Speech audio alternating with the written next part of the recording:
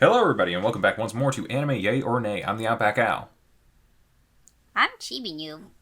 And I'm Envy Jitters. And we're here today because we watched a movie. What did we watch, everybody? Hey. Ponyo. Ponyo. What was it, Ham. 2008? Ghibli film? Um, Hang on. Something like Let me that. see. It was, yes, 2008. Okay, so, what did we think overall? Um, I I mean, mean, oh, no, I mean, you I, go. I, I was gonna say I really enjoyed it. It's a very cute and wholesome movie, and sometimes you need that in this world. Yeah, I thought it was okay. It's like, yeah, I know a lot of people like this movie. I'm not, I don't hate it. I'm just not super into it. Like, it's cute and it's Mm, nice and all that, and it's a little boring to me. yeah. And like, I saw it when I was younger, when it came out, and I don't think my opinion has much changed since then. Mm. How about you, Chibi? So, I like this for a couple of different reasons. One, it's just cute as hell. And two, it's actually, well, because the basis for Ponyo is The Little Mermaid, obviously, by Hans Christian Andersen. And it's, unlike Disney's version of the story, it actually, like, stays a little bit, like, closer to the whole, like, oh, if she returns to the sea, she's gonna turn into sea foam sort of thing. So I actually kind of liked how they sort of stuck with that. Granted, it's a little bit maybe different, especially because Ponyo is a very small child in this, but it's cute, it's funny, and source material, uh, you know, Is it really cutesy. based on Little Mermaid? I thought it was like some other Japanese thing that was like eerily similar. No, it's pretty closely based on the Little Mermaid. As far as I remember, it could have been like, oh yeah, okay. Miyazaki recalled that as a 9-year-old, he borrowed a copy of Hans Christian Andersen's Little Mermaid from his neighbor.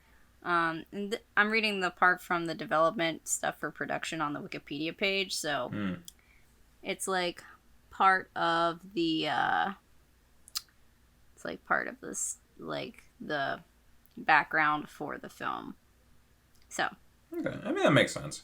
One thing I do like about this is the art style. I think it's mm-hmm. pretty feels unique for a Ghibli film, I should say. Yeah, Well, Um, like I feel like a lot of the it still has the Ghibli style. yeah.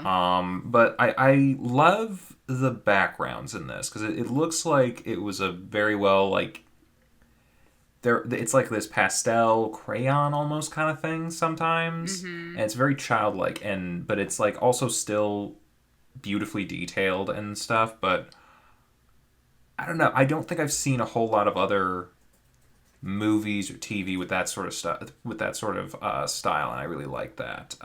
Yeah. I it's think just like a. Oh, go ahead. no, you go. No, go ahead. No, you Oh, go. I was just uh oh my god.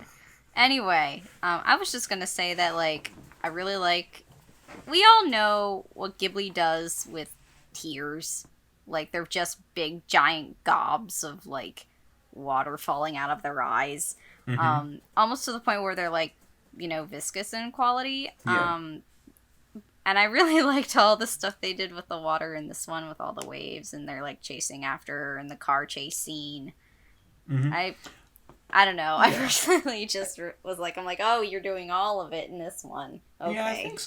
I think like for some movies they just like, and it usually doesn't have to do like it's like the whole reason they do the movie, but I feel like sometimes they get a good concept for like an idea of how to animate something, and they're like, let's push this to the extreme. I think we saw that kind of with Kiki as well. Mm-hmm. I think that might be some of the best like um depictions of like gravity and weight and weightlessness in the air a little bit. Yeah. Uh, I'm having a hard time trying to figure out exactly how to say this, but when you watch her flying, or you see her drop, or you do this, or you do that, you're like, yeah, it's not like a cartoon or has any kind of cartoon. It's like, this is how you feel like this would happen. Like if you dropped or something like that. Yeah. And I think that's, yeah. And yeah, they're doing a lot with the water, and it's like, the way it moves as a wave or as a whatever, or like whatever those like fish creature things are that Ponyo's dad keeps making. Those things are interesting, and like how they move, and like they're only able to go so far up land unless you get a whole bunch of them, and they can push each other on top of each other and do all this other sort of stuff. I think it was very creative how they worked with all of that and animated all that together. It just always blows me away with Ghibli films that for the most part it's pretty much all hand drawn, like especially with this film, like how much time and effort they must have taken to hand drawn everything. And yet it's also kind of a simpler like character design and overall I felt like this was like I felt like a lot of the characters, the movement and the action and the animation and all that, other than the backgrounds, it was all not, I don't want to say watered down, that'd be stupid, but it was almost a little bit stripped down to like the most essential elements. And I watched this a few days ago, and I had ideas in my head that I'm like, you know what, I'm going to articulate this, and then I'm just not. Do you think we should go into the plot a little bit? You know what? That might help. This movie is about a man who wants to destroy humanity and return life to the ocean, and his daughter who could effectively do all of it, and she destroys an island. That's pretty much it. I'm kidding, because I don't know what you call him, ocean wizard or something, who's he's working with evolutionary potential in a liquid form or something. He wants to bring about a new like Cambrian explosion that's like just a burst of new species. And oh dear, my mic moved. I got a new stand thing, and it hasn't quite figured itself out yet. But he also has a bunch of fish daughters, one of which is Ponyo. I'm assuming she's the oldest, and she just, she wants to be where the people are. She wants to see them. She wants to see them dancing. I had other words, but I can't remember them for sure. But she basically wants to be part of their world. And she finds a dude named Taro? Was that it? Or am I thinking of something else? Are we talking about the little boy? The little boy. Yeah, his name is Sosuke. I was way off. No, that was wrong. What was I thinking of? I don't know. I don't even know. I've been watching a bunch of different things lately. Maybe I just want milk tea. I don't know. It's a little late for that right now, but I could go for some bubble tea right now too. Let's get some bubble tea. Bubble tea. Well, that's something we should watch. Yeah, she meets this guy Sosuke, kid, little boy, and dad doesn't want her going to the human world, but hey, he found a goldfish and that's cool, and so he's gonna bust her out of a jar and put her in a bucket and take her to school, because it's always a good idea when a 5-year-old brings a pet to school. Nothing ever goes wrong. Nope. And except for this time, it's like the one time that it went wrong. And his mom drives like a maniac. And, they get to the retirement home and school that are right next to each other. Very convenient for them. And I like how the one lady freaked out. Is like, that fish has a face. It's going to bring a tsunami. And it, spits water on her. And yeah, they go to school, they go to do this and that, and a girl shows up. And actually, I think I'm getting this backwards. He goes to school first. The fish spits water on the girl, and then he has to run away before he gets caught, and then the fish spits water on the old lady, and then it's like, you know what, this is just a mean fish at a certain point.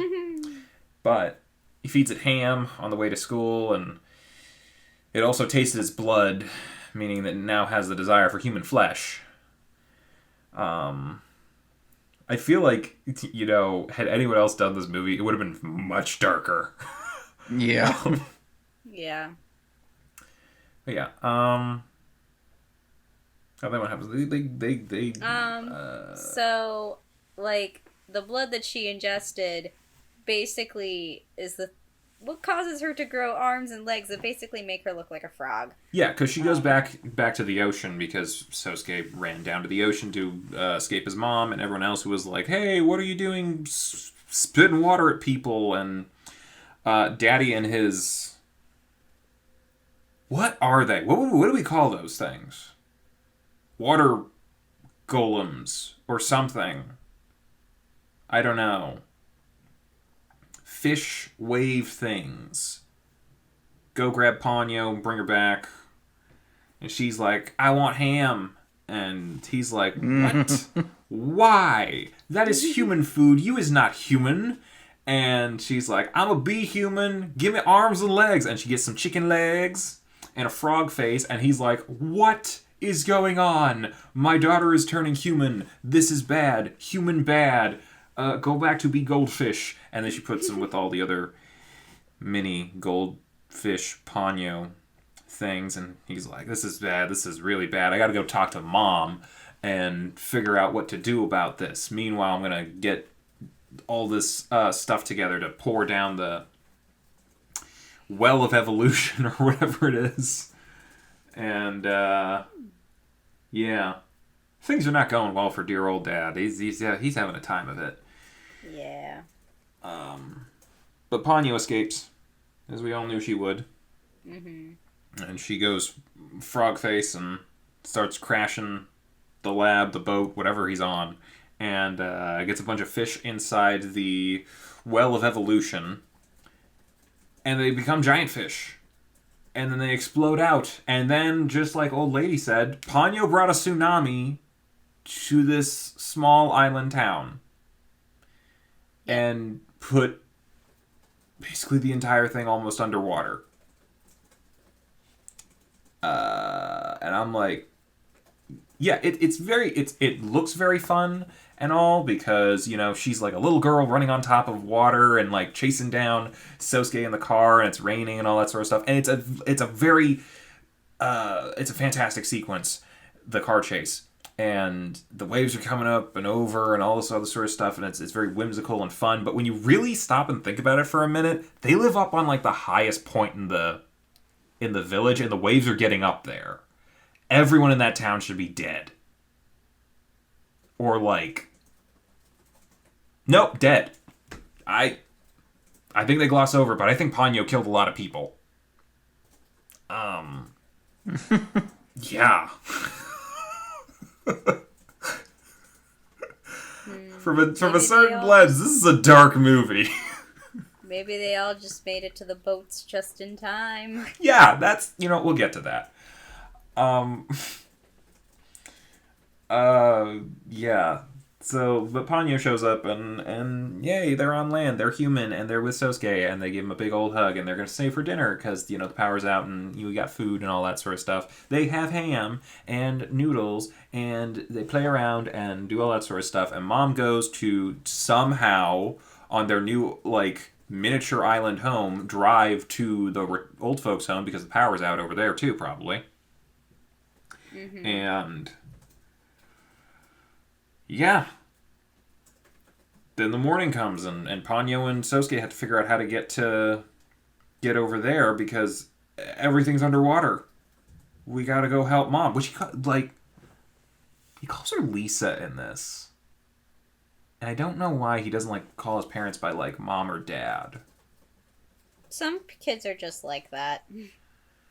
Yeah. I watched this subbed. I remember originally watching it dubbed because it was on, like, TV. Yeah. And I remember him calling her mom and that. So, yeah. I don't know. Yeah, I remember watching the dub, and freaking Liam Neeson was Ponyo's father. Right? Tina Fey was the mom, and I think Matt Damon was the dad. And I forget. I think Cloris Leachman might have been in there as the old lady. Yep, her and Betty White are the two people in the old folk home. Okay. I feel like she's a Ghibli vet, because she was also in that one, what was it? Laputa? Oh, she was in that movie? Which one's the one with the sky pirates? Yeah, Labida. Okay, yeah. She's like the mom in that, the sky pirate mom. Yeah. I think. Okay. Correct me if I'm wrong, but I think that's it.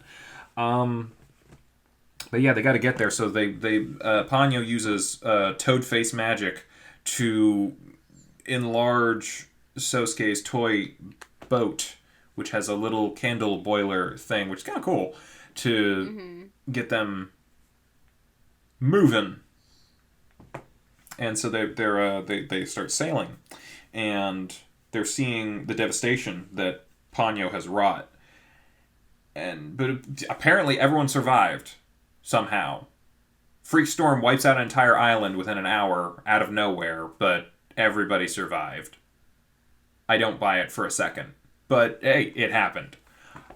And yeah, Ponyo meets a baby. The baby gives it some. The baby knows what's up. It knows that Ponyo's you destroyed my home, because he's given her these eyes. It was hard at that part. It was a very judgmental baby. Some babies are just like that. Yeah. Man, that baby's gonna grow up to be like a member of the Yakuza or something. You don't want to mess with that baby. It was a mean baby. But anyway, they go and they get to, by the time their fuel starts to run out, they get to, and the boat starts to shrink again, I think. Yeah, they get to another island spot. And they find the car, mom's car, and Ponyo's like, I don't know what's up with, I guess they were just like out of juice. Yeah, the candle ran out of oil. Yeah, and Ponyo ran out of everything and just started falling asleep. So all the magic ran out.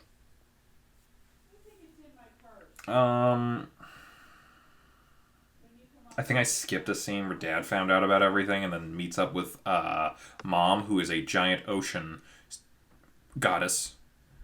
I'm like, yeah. He's got a type. Okay.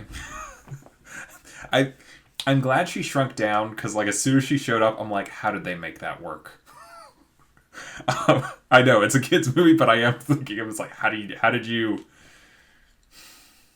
Well, they have a bunch of goldfish for children. Which, yeah. None of this is supposed to make sense. No, I know, but I'm like, you know what? Never mind. Kids movie. Never mind.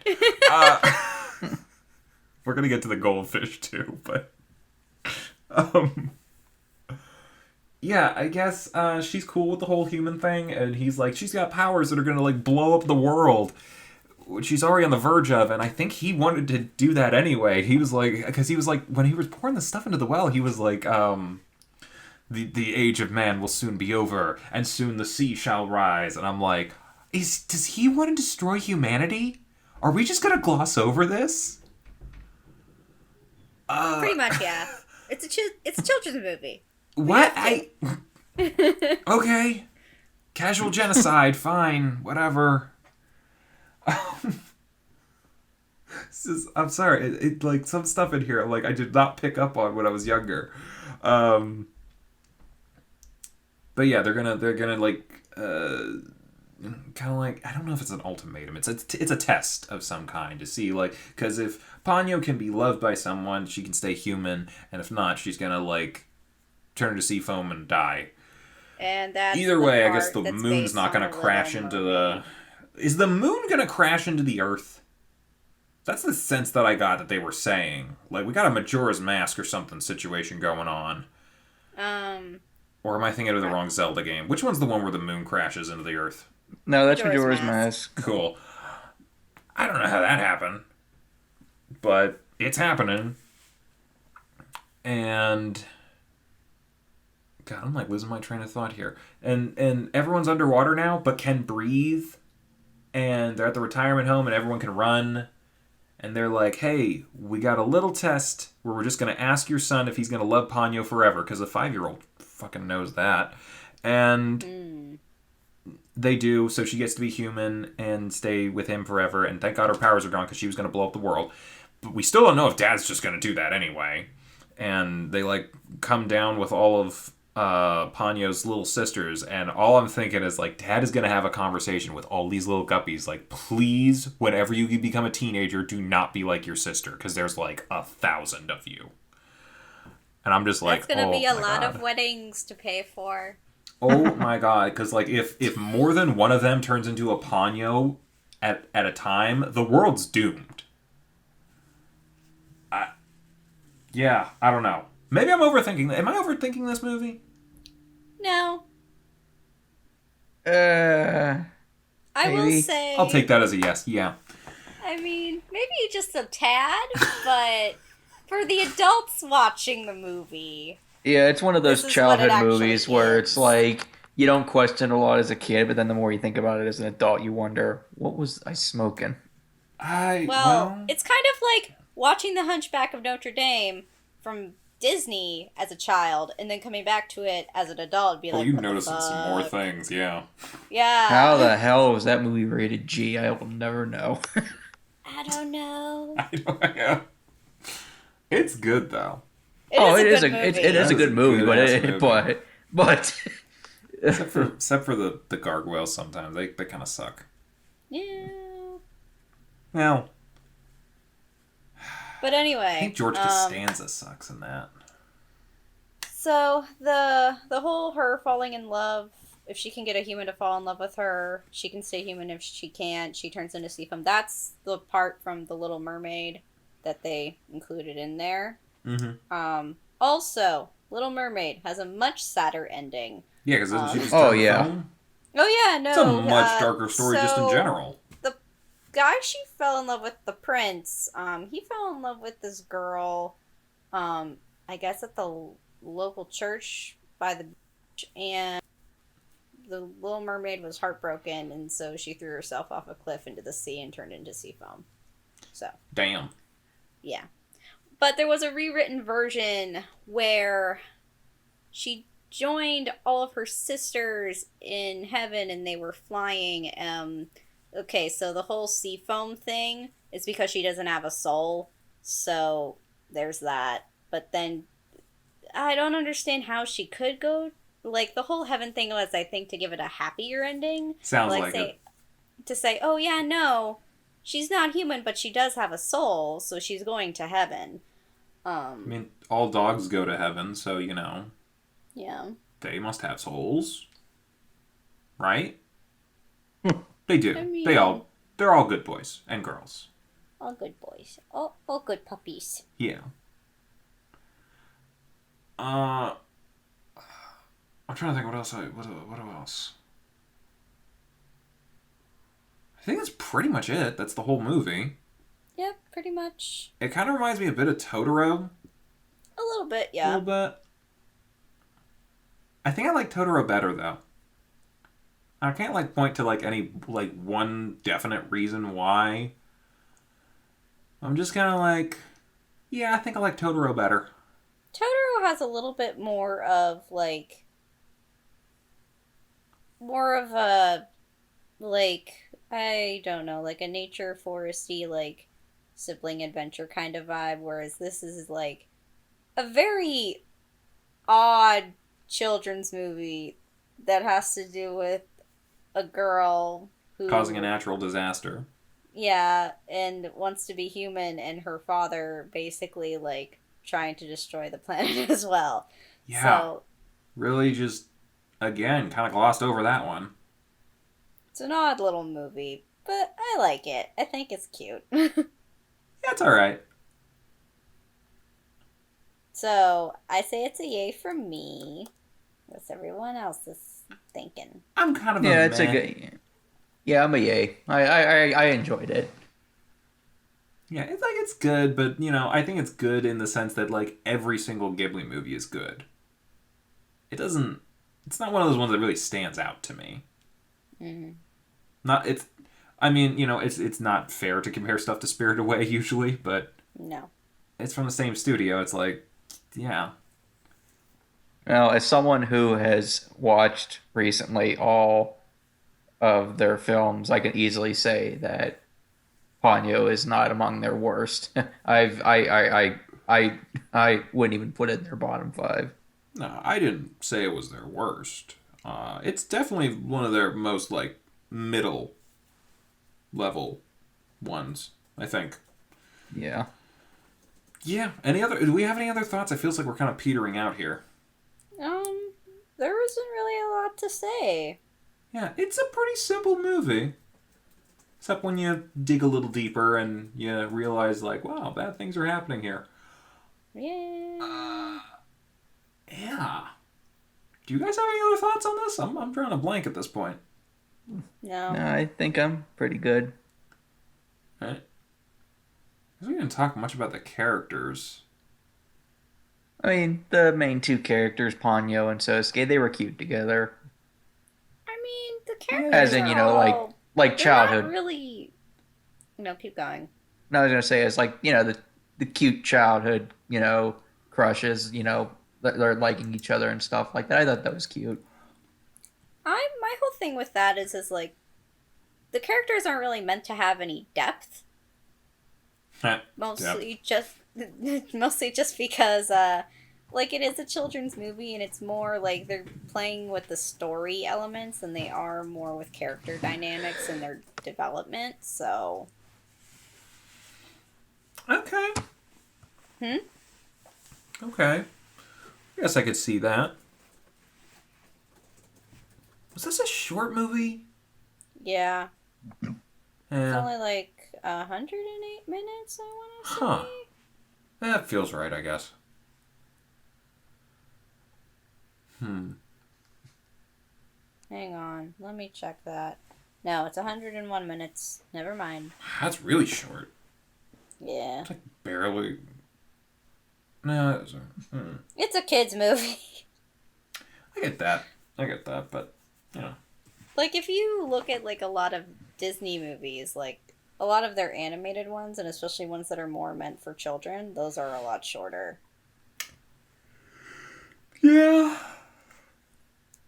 Like, I sometimes feel like if I rewatch them, I feel like they like pack a little bit more sometimes, so even like story or character wise, and do a lot of things. And I guess this one's just kind of a simple one. It's a very simple story about a little boy and a little girl, or a little fish that becomes a little frog person with chicken legs, who then becomes a little girl. But and then you're just kind of like getting lost in the details a little bit. Then again, that seems to be what I've been doing this whole time. I mean, yeah, aside from My Neighbor Totoro, this is, like, one of their lighter films. Mm-hmm. Like, so... Yeah, I don't think I have anything else on this. Same.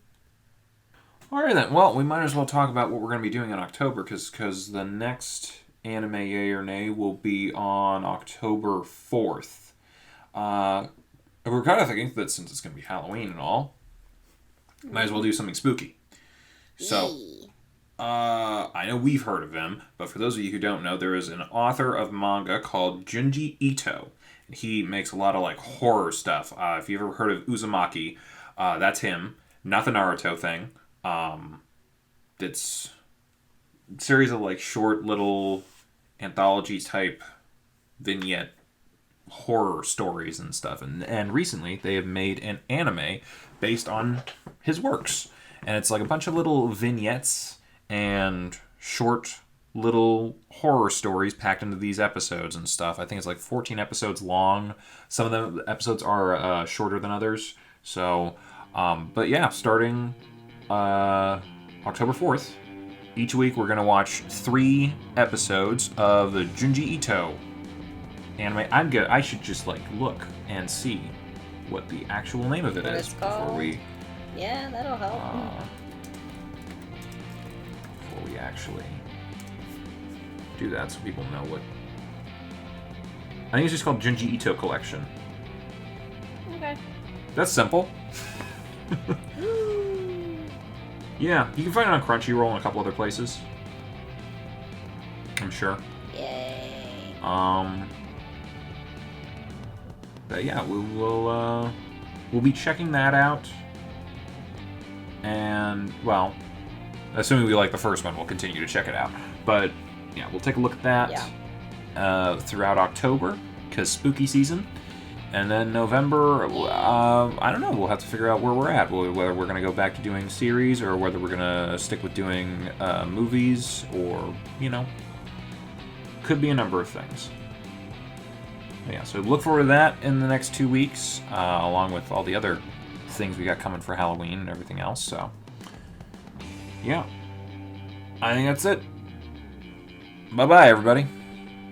Bye. Hey, thanks for watching, and if you haven't already, be sure to subscribe and ring the bell icon for notifications. If you enjoyed this video, give us a like, and feel free to check out some of our other gaming videos, our weekly podcast Anime Yay or Nay, or our parody series Madoka Magically Abridged. See you next time!